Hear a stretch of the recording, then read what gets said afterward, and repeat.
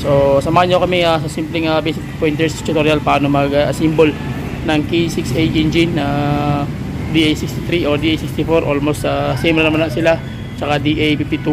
Okay, so silipin natin yung mga parts guys. Ito yung main journal na papolish na natin to. Ito yung dual overhead camshaft nya. Ayan, ito naman yung cylinder head. Okay, so sa mga baguhan, mga palang araw guys, another client na naman tayo na overall na naman tayo, K6A engine. So dual overhead camshaft. Okay, so ito yung unit guys. So ito yung unit na totally pull out na siya. So ang problema dito guys is tawag niya bagong overhaul to, and then ganun pa rin may konting mali sa loob ng engine. So nangyari, inopen ulit namin kasi nga singaw yung yung pagkakahigpit ng torque. So automatic transmission siya, automatic. Okay, so nangyari low power, and then tawag niya nangangatog pag mainit na yung engine. So ang problema is maluwag yung mga head bolt. Tara silipin natin guys. Ito na yung ating mga body. So shout out muna tayo guys. Sa mga taga Sarangani, okay. Dito kami sa General Santos City sa Kling Auto Repair Shop, Nakar. Okay. Si Brad Payat, Boy Payat ng Malungon. Ikaw Brad, Ramil, kumusta? Ano masabi mo? Dami mo nasabi Okay, Brad Ping, shout out. Ang ating si mechanic guys. Samahan nyo kami sa simpleng basic pointers tutorial paano mag-assemble ng K6A engine na DA63 o DA64. Almost same na naman na sila, tsaka DA52. Okay, so silipin natin yung mga parts guys. Ito yung main journal na papolish na natin to.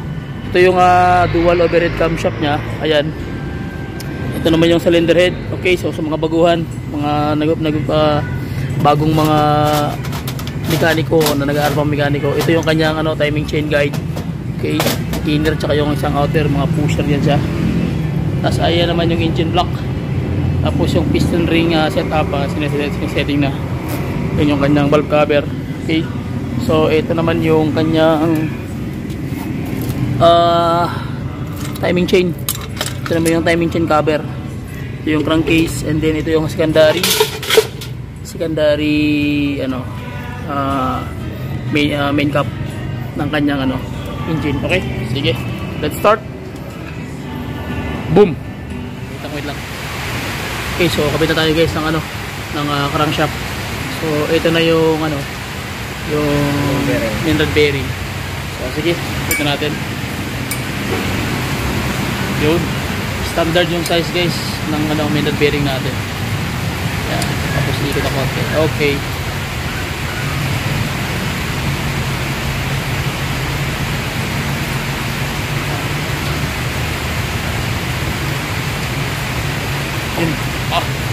Pintab no ba? So yan guys, kailangan umiikot talaga yung main journal. Okay. Filters washer.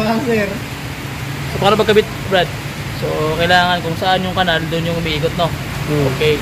Kailangan doon yung ikot sa pagkat. Yun. Filters washer yan guys.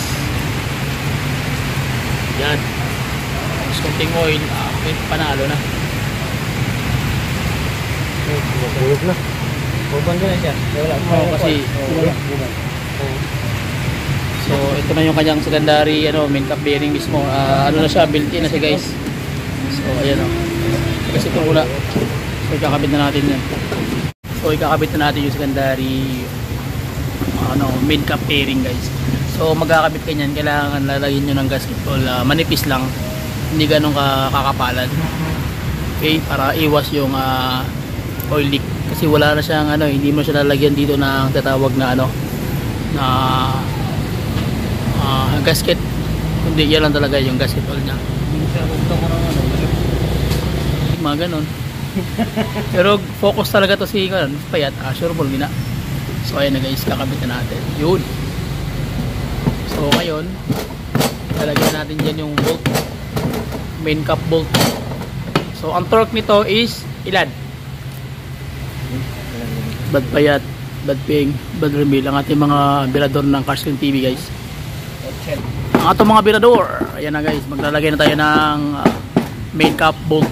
So ang torque ito, unang-una ilagay mo muna lahat. Okay, 8 ito na bolt guys. Salpak mo na lahat 8. Tapos ang technique niyan, pag maghigpit na kayo, kailangan kamay muna para masalat niyo yung sabit. Kasi pag ginamitan niyo agad ng torque yan, na unang ratchet, so delikado. Sa'yo man na ikulot.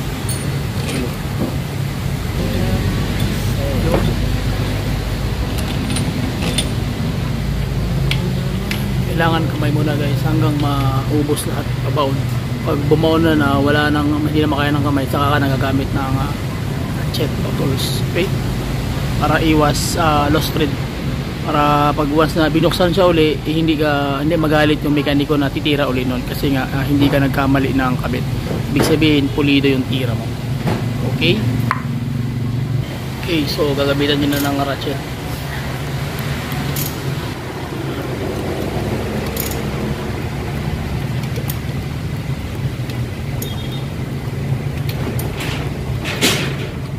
Good. Tapos yung torque wrench na ang gagamitin sunod. Okay? So ayan, ikot mo. So ibig sabihin okay yung tira guys. Kasi maganda yung nakahigpit ka na pero umiikot pa siya. So ibig sabihin swabe yung tira natin. Yun ang mga birada. Okay, mag-torque tayo guys. So mag-torque kayo, kailangan muna kamay, tapos diretso ng 20, 50 and then may torque na agad. So pag tira nyan guys, kailangan gitna, right, o pwede rin mag right or kaliwa, and then ganun. Okay, so alternate para pantay yung ipit nya. Tapos kailangan may gauge, hindi pwede yung walang gauge. Yan. So yung torque nya kailangan pantay-pantay. So yan, tandaan nyo sa mga baguhan, mga beginners, mga unit owner na nag-DIY. So ito yung kailangan yung matutunan, yung pag-torque. Kasi minsan torque na ng torque. Tulad nito, nangyari talaga nito, history nito, maluwag yung kanyang main journal. Saka tingnan nyo naman, umiikot siya. So ibig sabihin, suwabe yung tira natin. Pantay siya kasi umiikot nakakamay.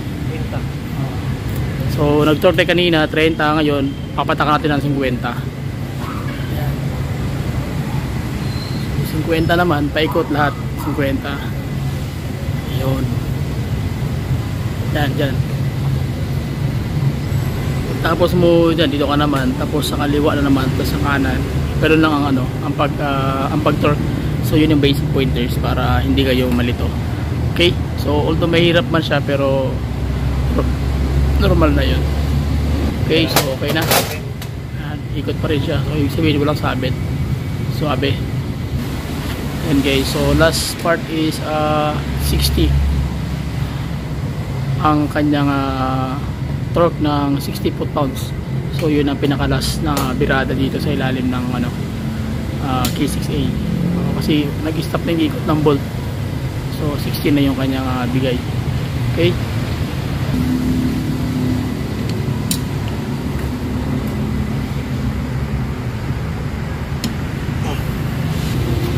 Okay, so 60 last part. Ikutin mo raw. Yun, diba? Okay, swabe. Fire. Yung tinanggal namin to, ang niya, higpit niya 45 lang, hindi pa pantay. So ibig sabihin na in-estimate lang yun guys. So yun ang problema niya. Okay, so sunod natin gagawin, kakabit na natin yung mga bolt na maliliit dito. Dito, ayan. Secondary po. Magkakabit na tayo ng connecting rod bearing guys. So ang ating birador si Brad Peng, ating chief mechanic ng Carsling TV. Shout out Brad. Shout out sa nanood ngayon. Ito na. Okay. So piston ring.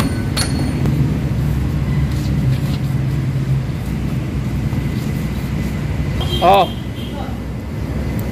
Standard no? Standard. Okay.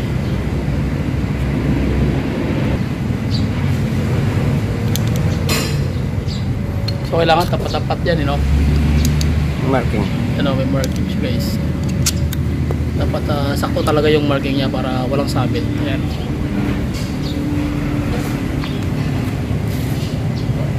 And then magkakabit kayo ng ring. So kailangan yung position. Ito kailangan ito ganyan. kababa ito.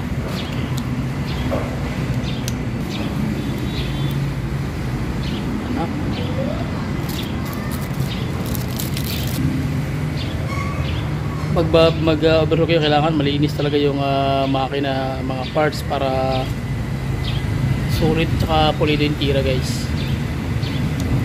Nabuksan na yan lahat. Sagat na yan. Ayos yung nilala.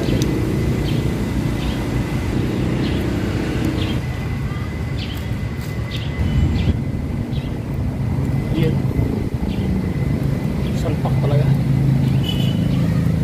Okay, may play. Yun ang mga birada guys. Kailangan may play. Hindi pwede mag-stack up. Pag nag-stack up, ibig sabihin may dumi yan o may kaluso sa ano.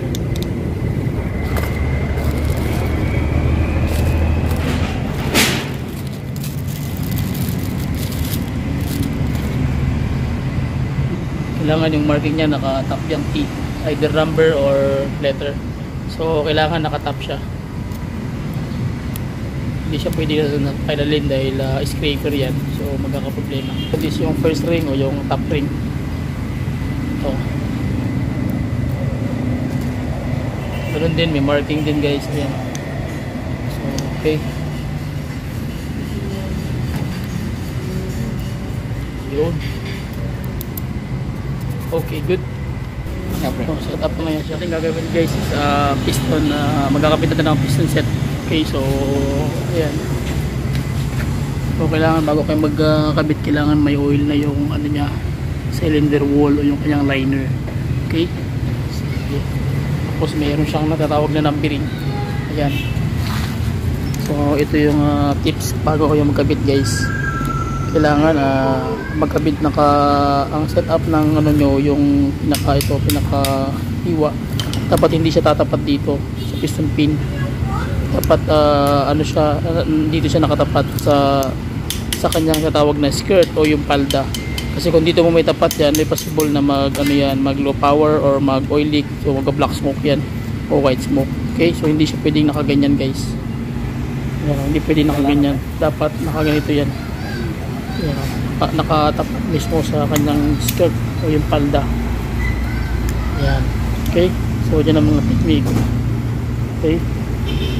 So, sige, sabit na tayo. Yep.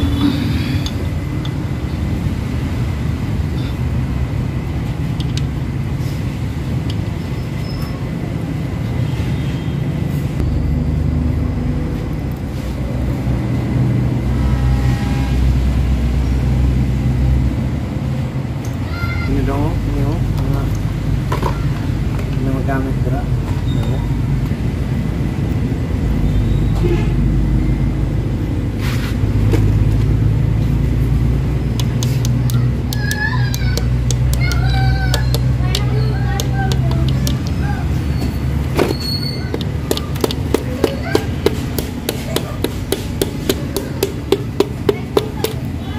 Yun. Okay, so gano'n lang yung pagkabit guys.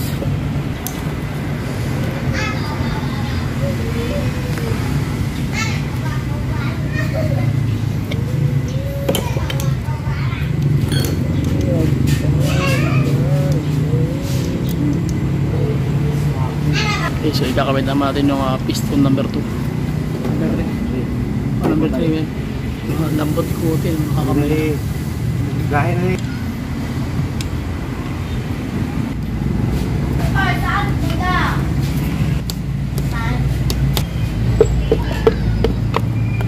yun, number 2. So number 3 na ating ilalagay na piston set. So lalagyan nyo ng oil.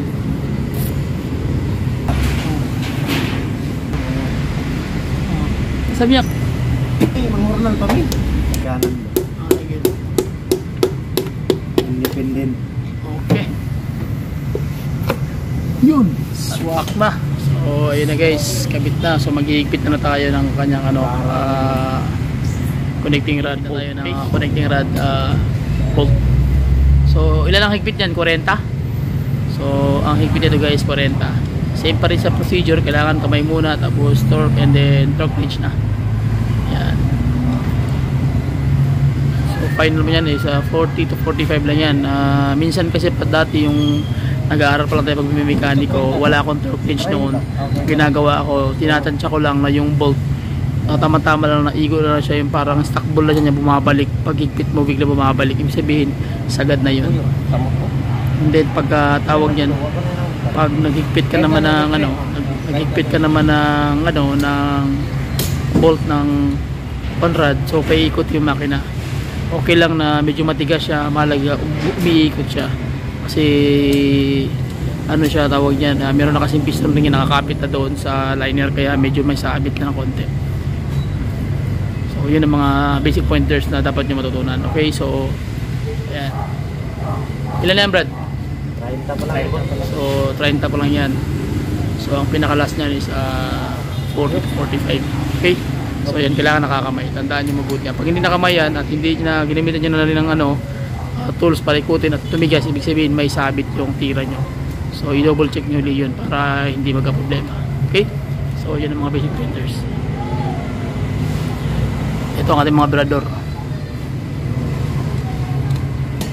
Yan. So last part is 40 ang higpit. Ayan.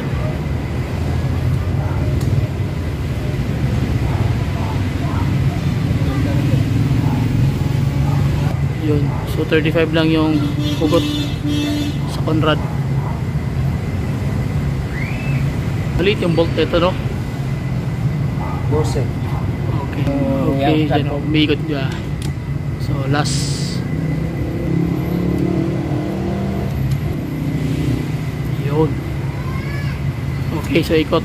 Yun. Okay. Suwabe. So surrender na tayo, guys. Head naman ikabit natin. So tara, let's go. Okay natin ngayon, guys. Magkakabit na tayo ng cylinder head. Magkakabit na tayo ng cylinder head gasket, guys. So ayan yung bagong bili. Kailangan ang tip ko sa inyo, bibili kayo ng head gasket. So wag na kayo bibili ng ng steel tulad nito. Kasi bagong overhaul to. Ito naging problema sa kanya. Wala lang isang buwan, isang linggo lang nangyari. Tawag yan, bumigay na naman yung kanyang unit. Nag-overheat naman siya. Walang power kasi paano mo malaman na walang power? Kasi nga tawag niyan, ang nangyari dito is sumingaw yung kanyang head gasket. So walang compression yung kanyang combustion chamber. So kasi nga steel ang nilagay. So magugulat ka, malalaman mo yan pag loss compression siya, kasi pag malamig yung makina, umaandar siya ng maayos. Pero pag pag tawag yan, pag mainit na or mga 3 to 5 minutes, maglo-low power na yan, manginginig yung makina kasi nga almost mamamatay na, kasi nga loss compression na. So dito na dumadaan sa head gasket yung kanyang compression. Okay, so ito yung kinabit kaya nagkaroon ng problema. So yun mga basic pointers, guys, kung bakit na wag kayo magkakabit ng steel gasket. Okay, so sige, kabit na natin ito, guys. Lagyan muna natin ng gasket cement para sureball talaga. So ayan, maglalagay kayo nyan sa kabilaan ng face ng cylinder head gasket, guys. Ayan, para talagang dikit na dikit. Okay.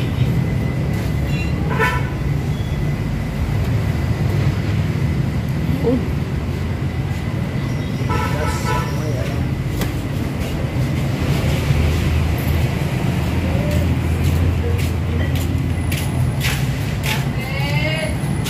Sabay-sabay po ng pisa. Okay, so tapos na, guys. Magkakabit na tayo ng head. Dowel. Yun, so yung dowel, tatapat-tapat niyan siya, guys. Pakita ko sa inyo yun, merong guide yan. So setting siya. Okay. So ngayon gagawin natin na magkakabit na tayo ng head bolt. Okay? Tayo ng head bolt. Kanduhara po ng cheese ang ulo niya, guys, 10 mm na 12 points. So marami nagtatanong sa akin kung ano yung head bolt niya. Okay, so ganun pa rin. Kamay muna and then saka na magtuturn. Dito mo Ano naman? na may kuan laboratory mo sa mga BTF. Sabay pong mga kalaban ay gidaghan sila batanon. Makita na tong gis nga kon kay hindi masaktuhan.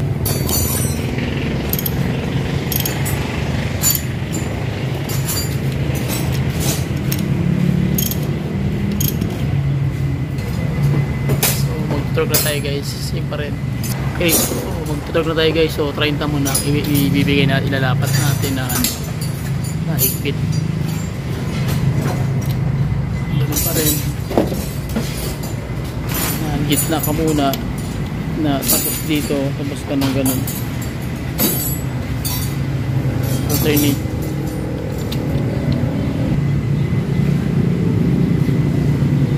Okay, so yun ang basic pointers. Gitna, ganun, tapos ganyan, alternate. So, una kamay muna, tapos pag sagad na, gamit ka na ng torque, and then saka ka na gagamit ng torque wrench. Talaga na panukat 30, 40, 50, 60 hanggang mag-last o is mga 70 to 80. So depende na yan sa bolt kung ano yung size. Okay, so malagam ako yan yung basic pointers. So pagkatapos ito guys, ang gagawin natin, magkakabit naman tayo ng kanyang valve train mechanism, which is yung kanyang overhead dual camshaft. Ayun. Okay, then after that, diretso na tayo. 50 na. So 50 na yung higpit guys. Hanggang ilan yan? 70? 75? 75 yung pinaka maximum. So ang head bolt kasi guys, nakadepende sa yan eh. Nakadepende yung higpit. Hindi naman lahat preference standard. So nakadepende sa head bolt. So nakadepende rin sa maghihigpit. So kailangan namnam mo yung bolt kung hanggang saan. So ito na sa mga 70 to 65 to 75 ang higpit niya. Okay, so sige, after that okay na. Sa valve train mechanism naman tayo. So maglalagay tayo guys ng overhead dual camshaft, intake, tsaka exhaust. Ayan. So mamaya turo ko sa inyo yung tamang timing.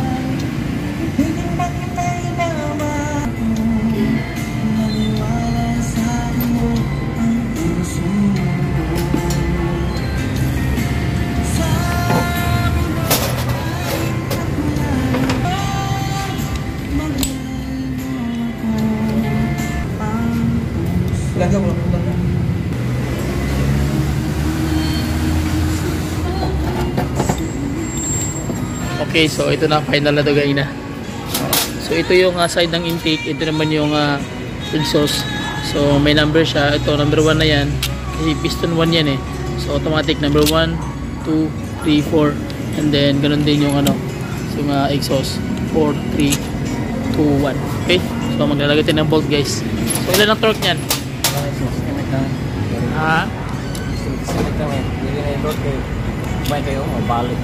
You know?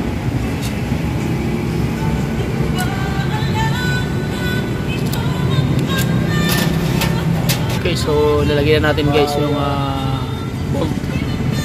Yung kanyang camshaft cap bolt. Muslim. Yun. So 8 ang head bolt. And then yan, kasi pa rin. Ito kailangan marunong kang mag-estimate ito guys. So yung clearance nito number 10 mm to ang clearance ng kanyang exhaust at intake. So, dapat may play yan. Yan may play oh. Okay, so pag may play, ibig sabihin okay yung so to, parang walang play to. Yun, meron. Ayun guys, may play. Makamay mo lang. So ibig sabihin okay yung setting niya. Okay? Sige. Okay, so ayan na guys. Ilan ang higpit yan, Brad? 20? So mga ang torque wrench ito, mga 20. Okay na, so set up na siya guys. And then gagawin natin magkakapit na tayo ng yung timing setup sa kanyang valve train mechanism, yung kanyang yung timing chain. Okay, so ayan na guys yung pagtamang lagay ng timing mechanism. So mamaya pag makabit na natin yung yung kanyang timing chain guide, tapos yung part ng kabila din, turo ko sa inyo yung tamang bastang pag timing yan. Okay, yan na isa. Ayan na guys, yung naman. Meron pa. Ayan na guys. So ayan na, kinakabit ko yung maglagay kayo ng timing, nakatihaya na yung makina para masilip yung mismo yung dito at yung doon sa kabila. Ayan, turo ko sa inyo guys.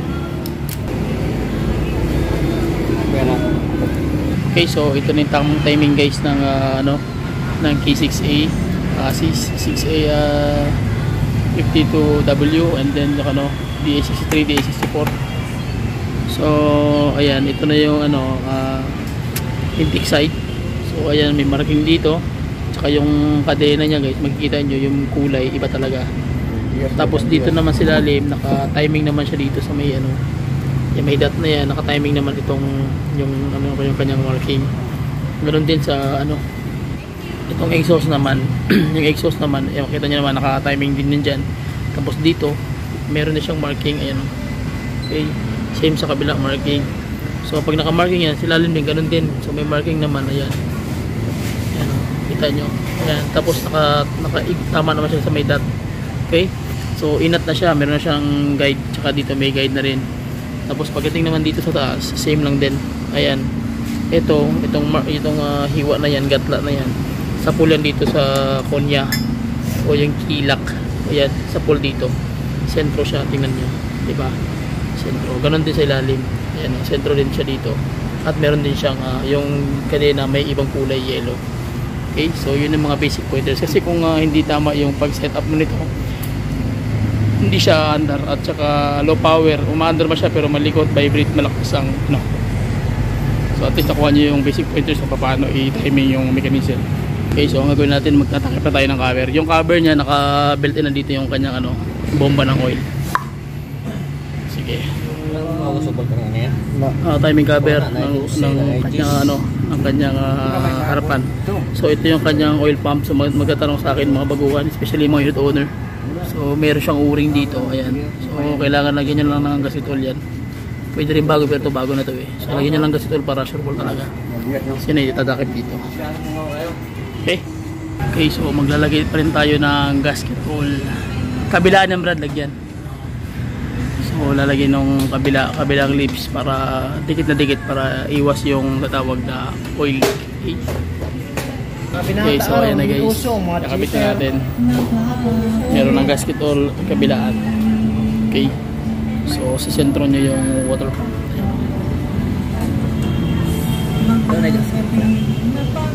Yun. Okay, kabit na sa witi, no? Okay, so ayan na guys. Mura nilang dito. Connector pa. Panel. Wala pa yan, malabo pa yan po. Walang booking ngayon. Walang booking ngayon. Click lang pa. Ito naman sa engine na BT lagi, pero mo na mag-issue. Chip. Bread. No choice kasi. Parang lang Nasa dito sa namin. Importa. Ganito. Bagay. Kaya. May nang dire kina sa option mo lang. Oo. Makita.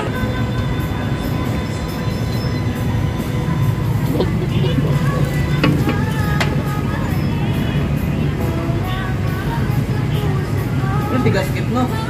Wala.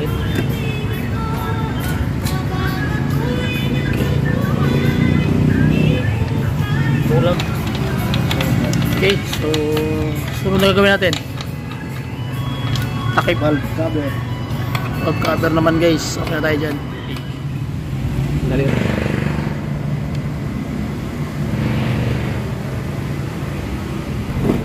Okay. Dagas. Okay.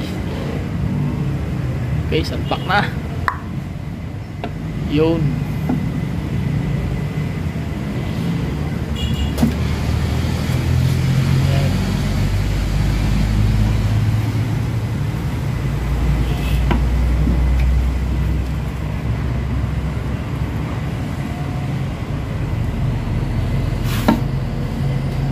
So bolt pa lang, then intake manifold tsaka exhaust manifold. So basic pointers pa rin guys. So ito yung kanyang thermostat ng sensor. Ito naman yung sa kakubit na connect sa converter or converter. So ayan na. So ikapit ito ngayon Brad. Oo. Okay, so ikakabit na natin doon. Fire.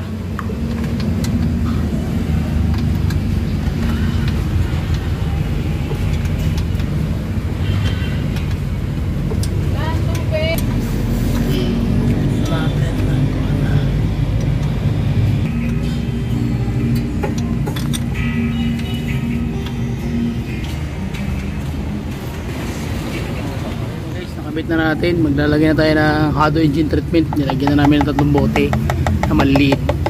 Yung pang motor sikto. Okay, pagkatapos na mabanda na natin itong konti. Ayan na, okay na siya.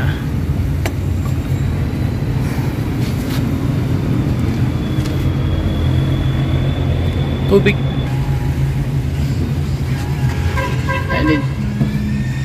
So, nakabit na natin guys. Ayan na. So try natin, i-start natin yung yung makina. Check natin kung kumusta na yung andar na to.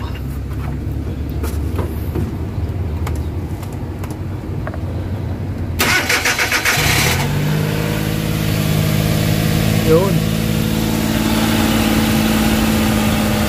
So far okay na yung andar niya. So yun lang mga basic pointers guys pag assemble ng makina na K6A. So gawin natin. Yan, medyo umiit na siya. So kaka-idle na yan. Okay. So yun lang, maraming salamat. Please subscribe to my YouTube channel. Bago magpaalam, tawag yan, shoutout muna sa ating lahat. Sa lahat ng mga kapwa ko mekaniko, sa lahat ng mga banggita mekaniko, sa lahat ng mga bago mekaniko, sa mga nag-aaral pa lang mga mekaniko, at sa lahat ng mga unit owner, mga OFW, at sa lahat ng mga subscriber, follower ko sa FB page at sa ating YouTube channel. So please subscribe to my YouTube channel, share it, and then comment down below guys sa comment section, and then I will reply anything you ask or anything ano pwedeng itanong nyo guys. So yun lang, please subscribe to my YouTube channel. Bye bye and God bless. See you. Okay, okay, okay. Alright, alright, alright. Okay, okay, okay. Alright, alright, alright. Okay, okay, okay. Dup, dup, dup, dup, dup, dup, dup, dup, dup, dup. Dup, dup, dup, dup, dup, dup,